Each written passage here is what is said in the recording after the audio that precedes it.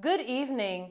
Prime Minister Andrew Holness last evening revealed the new composition of his cabinet. The major changes include Robert Montague being moved from the Transport and Mining Ministry to the Ministry of Economic Growth and Job Creation as Minister without portfolio, while Floyd Green has returned to the executive as Minister without portfolio in the office of the Prime Minister. Marlene Malahou-Fort is now Minister of the newly created Ministry of Legal and Constitutional Affairs. Dr. Derek McCoy replaces her as the Attorney General. Several portfolios now fall under the Office of the Prime Minister and the Ministry of Economic Growth and Job Creation. Pernell Charles Jr. has been given responsibility for the Ministry of Agriculture and Fisheries. The number of ministries remains the same. Political commentator Christopher Hilton, while questioning the true role of the Office of the Prime Minister, thinks the reshuffle is a big strategic political move. Well, it's a very interesting day today. When you look at some of the maneuvering in this cabinet reshuffle, you look at Omar Davis being sent to the West to be in charge of OPM West, to deal with all the projects that are on the ground. It's a very strategic political move. And one has to ask themselves the question, was this the hand of the Prime Minister or is it the hand of the Deputy Prime Minister? The government knows fully well that they have an election on the horizon. You need to get someone out there who can coordinate all the efforts on the ground to really get Jamaica Labour Party supporters who have been so disgruntled, feeling a sense of, I want to say rejection, but feeling a sense that they have been left out of the process. Nothing now go on for them. So you need someone now who can go out there, find the jobs for them, create the job for them, and to get them back on board. Quickly, you want to look at also the move to include Floyd Green back in the cabinet. The move, what does it mean to remove Samuda from national security? And there's also a larger question. What is happening at OPM, the Office of the Prime Minister? Has it now become a holding area for ministers who have gone astray, minister who has to be closely watched? A very good strategic move, but in all of this, there was a deeper consideration for the election that is on the horizon. Christopher Hilton there. In other news tonight, 21-year-old QUACIE HARRIOTT of ZACKY Avenue, Kingston 14, was fatally shot during a confrontation with the police in his community yesterday. Here is Colleen May with the details. A 21-year-old was fatally shot during a confrontation with the police in his community yesterday, and a Ruger 9mm pistol with 7 9mm rounds of cartridges seized at about 12:40 p.m. He has since been identified as QUACIE HARRIOTT of ZACKY Avenue, Kingston 14. Shortly after the incident, residents blocked the entrance of Tivoli Gardens to protest that the now deceased was killed in cold blood and they want justice. Deputy Superintendent Foster from the Darling Street in the West Kingston Police Division, speaking with our news team, explained that there is ongoing investigations into the matter. I can't give you any information regarding the man that was shot. However, what I can say is that there are investigations going on just now, and so we'll just allow that to run its course. We will maintain the presence. We'll be doing continuous assessments, and the military police presence will maintain their presence here based on ongoing assessments. He further explained that the police and the soldiers came together to clear the roadblocks mounted by residents, and vehicular traffic resumed shortly after. Residents came along Darling Street Road, tossed some debris, tires, lithium.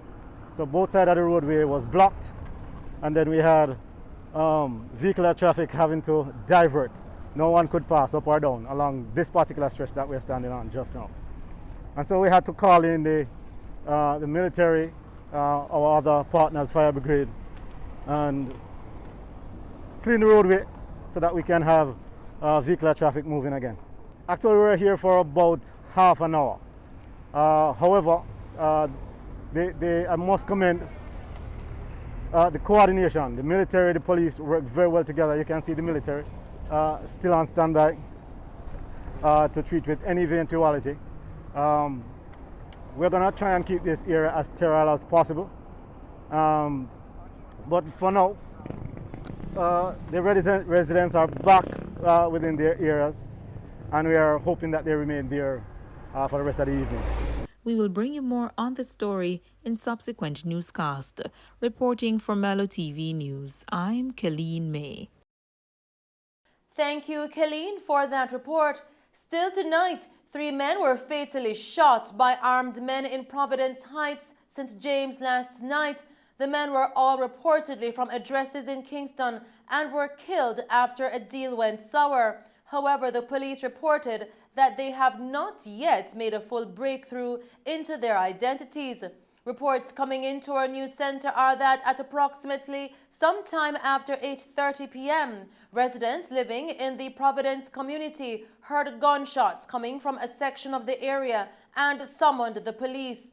Now, upon the arrival of the law enforcement officers, they came across a parked Nissan AD wagon motor vehicle, which was reportedly used to operate as a taxi in the halfway tree area of Kingston. Closer inspection of the vehicle led to the discovery of the bodies of the 3 unidentified men on the inside. They had all been shot multiple times and died on the spot. The scene was processed and the bodies of the 3 males were transported to the morgue for post-mortem examinations. Continuing with the news tonight, latest statistics from the Jamaica Constabulary Force, JCF, have revealed that 37 murders were committed in the first week of 2022 across the island. Now, this represents a 32.1% increase year on year, as at the end of the first week in 2021, there were 28 murders recorded. According to the JCF, from January 1 to 8, 7 murders were committed in St. Catherine North, 6 in Westmoreland, 4 in Kingston Central, and 3 in St. James and St. Anne. Kingston Eastern, Kingston Western, St. Andrews Central, St. Catherine South, Manchester and St. Thomas account for 2 murders each, whereas St. Elizabeth and Hanover have recorded 1 murder each. St. Andrew North, St. Andrew South, Trelawney, St. Mary, Clarendon and Portland, which round out the remaining police divisions, have reported no murders.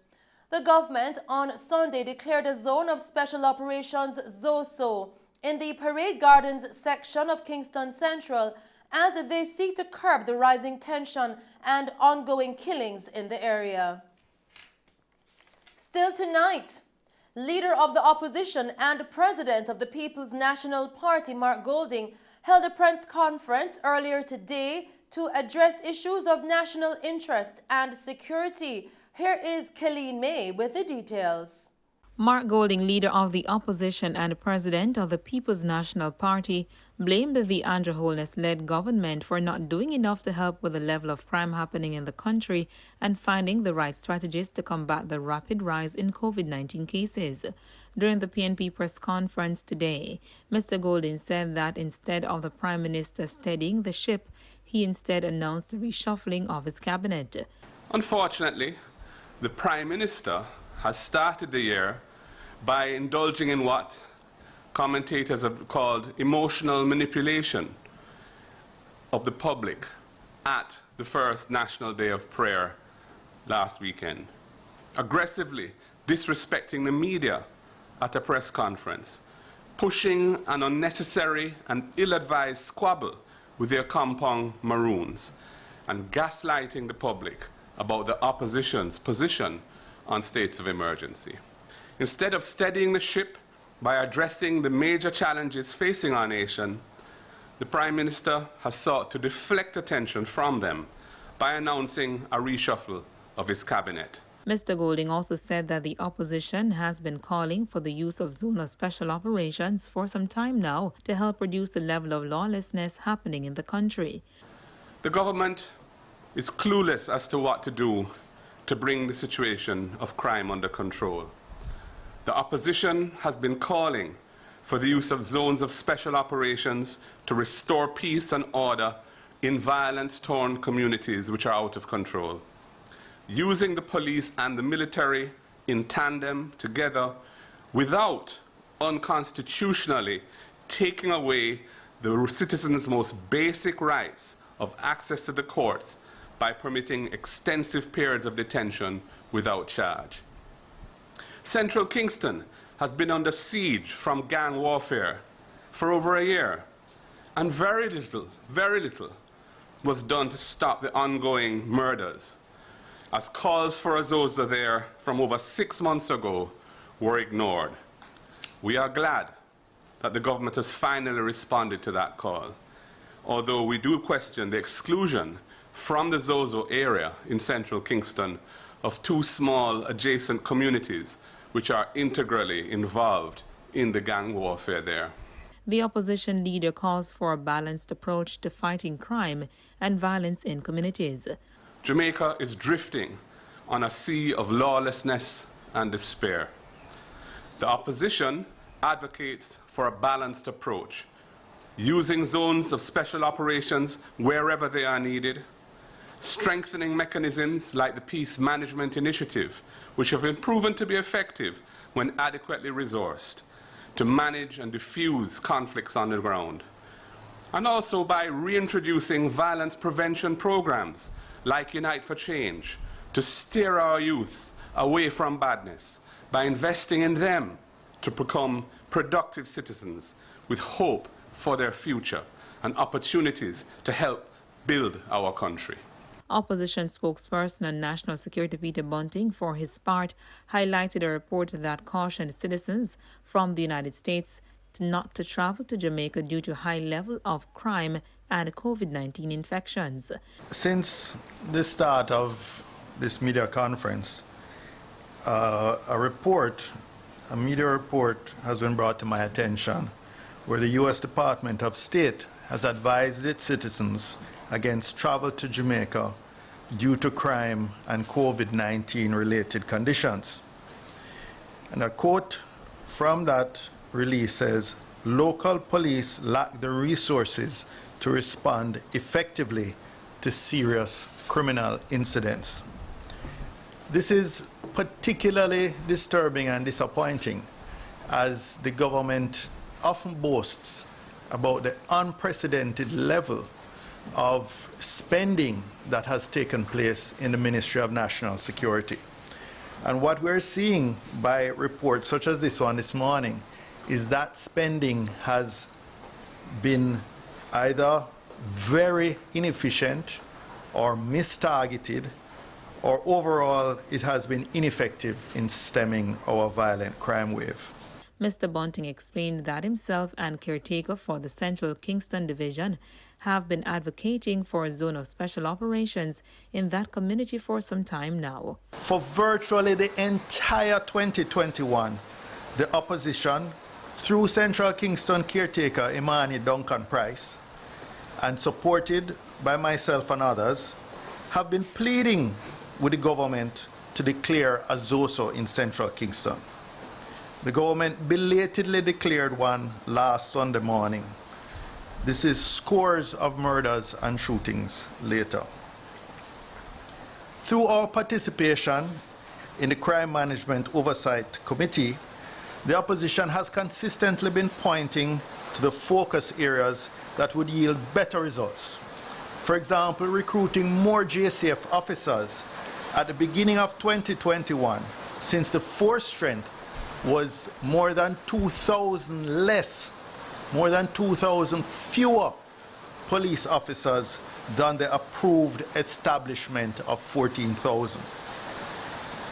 Attention has also to be paid to improving the welfare and compensation issues that are together contributing to low morale in the JCF. We cannot expect a demotivated force to be giving of their best.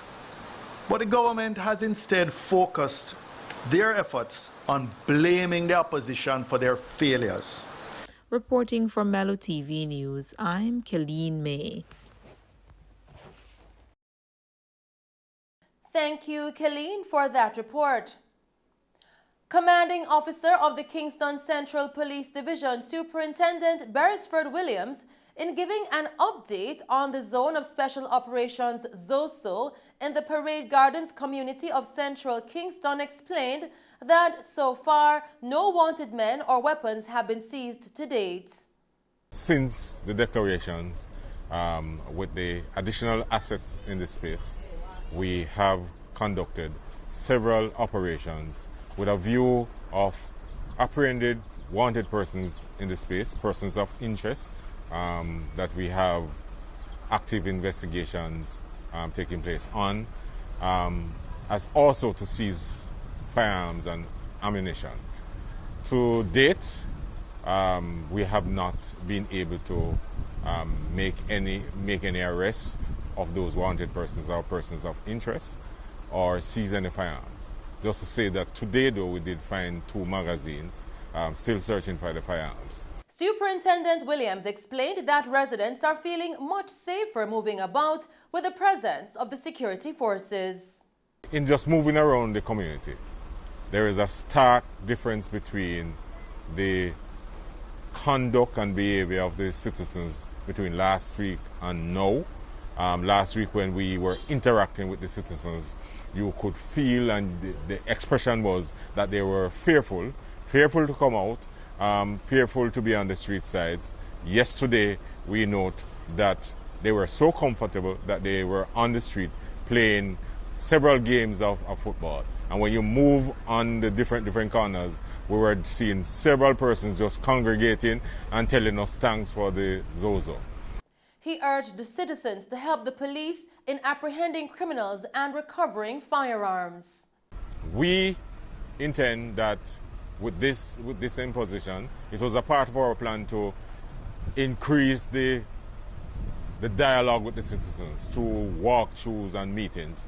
And we are going to continue that to kind of build relationship, because we know that with that, we will make a serious dent into apprehending persons and picking up firearms.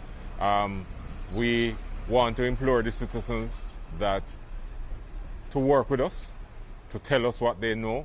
We are here for the long haul. We'll be in the community working with them and dialoguing with them. And we know that if we work together, this Zozo would be a tremendous success. As we continue with the news tonight, the U.S. Department of State has advised its citizens against travel to Jamaica due to crime and COVID-19 related conditions. In an update yesterday, the department increased the country's travel advisory to a level 4, do not travel, noting that there was an increased risk in Kingston, Montego Bay, and Spanish Town communities. According to the department, violent crimes such as home invasions, armed robberies, sexual assaults, and homicides are common. It noted that sexual assaults occur frequently, including at all-inclusive resorts. Local police lack the resources to respond effectively to serious criminal incidents. Emergency services vary throughout the island, and response times may vary from U.S. standards, it said. The department advised against traveling to some communities in Kingston, Montego Bay, St. James, and Spanish Town, St. Catherine. It warned that U.S. government personnel are prohibited from traveling to these areas, from using public buses, and from driving outside of prescribed areas of Kingston at night. Meanwhile, it argued that health risks are present, including current disease outbreaks or crises, which disrupts a country's medical infrastructure. We go now to tonight's COVID-19 update, as the country's positivity rate has climbed to 60.3%, with 1,714 additional COVID-19 cases, increasing the tally to 105,172. Of the new infections, 1,011 are females and 701 are males, ranging in age from 1 day to 99 years. 2 of the new cases are under investigation. In tonight's COVID-19 parish breakdown, Kingston and St. Andrew recorded 587 cases, St. Catherine 309 cases, St. James recorded 170 cases, St. Anne 168 cases, St. Elizabeth 78, Westmoreland recorded 70 cases, Manchester 68 cases, St. Thomas 54, Clarendon 53, Hanover recorded 48 cases, Trelawney recorded 44 cases, Portland recorded 36 cases, while St. Mary recorded 29 cases. Meanwhile, one additional death has been recorded, increasing the total of fatalities to 2,502. The deceased is a 77-year-old man from St. Catherine. In the meantime, there were 94 additional recoveries, increasing the total of recovered persons now to 66,675. Still tonight, over 40 healthcare workers at the St. Anne's Bay Regional Hospital in St. Anne are out sick due to COVID-19. Further to this, the hospital has also been seeing an increase in COVID-19 admissions since December. Dr. Tanya Hamilton Johnson, Senior Medical Officer at the hospital, said that the hospital used to have 20 inpatients per day in December. Now they are seeing 40, resulting in all designated isolation wards being filled to capacity. She warned that the situation will worsen if persons continue to flout the prevention protocols as well as fail to get vaccinated. She said the situation is being made worse by a rise in victims of motor vehicle crashes. And that's our news package for you tonight. Thank you for tuning in to Mello TV Evening News at 8. I am Shelley Hill. Do stay safe and pleasant viewing.